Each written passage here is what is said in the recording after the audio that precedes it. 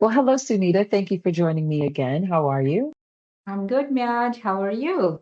I'm doing good. I am doing good. I wanted to ask, I guess, more specific questions today focused around CMMC, but more of explaining the roles and deliverables of different stakeholders during a CMMC gap analysis or an assessment. And I'm always so happy to talk to you, Miaj, and answer all these questions. I'm so excited talking about CMMC because there are so many things we keep learning as well, and I love to share.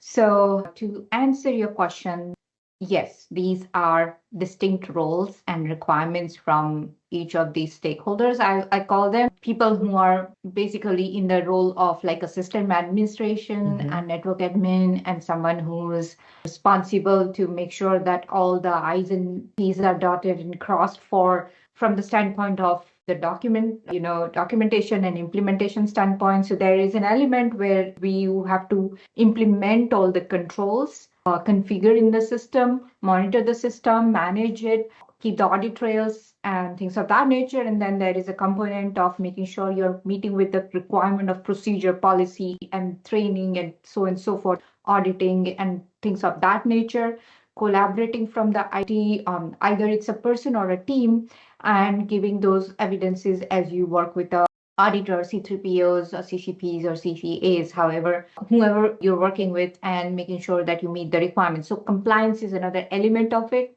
So as well as management. So management leadership has to provide all the resources, make sure that they have the right tools, systems, applications to do the work, provide the right training for the individuals, and make sure that people are held accountable, define some objectives around it. So management has this role where they come in and also basically guide everybody to meet these objectives.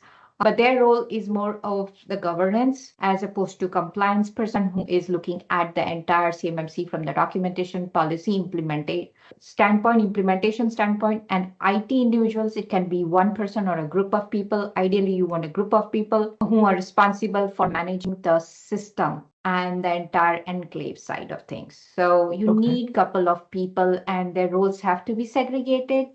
Roles cannot be the same, meaning the same person cannot be the compliance doing the audit if you are the one who configures the system or looking at the audit logs. That role is segregated, and that's what the segregation is duties is all about. So in a small organization, it can be definitely little harder to implement these requirements.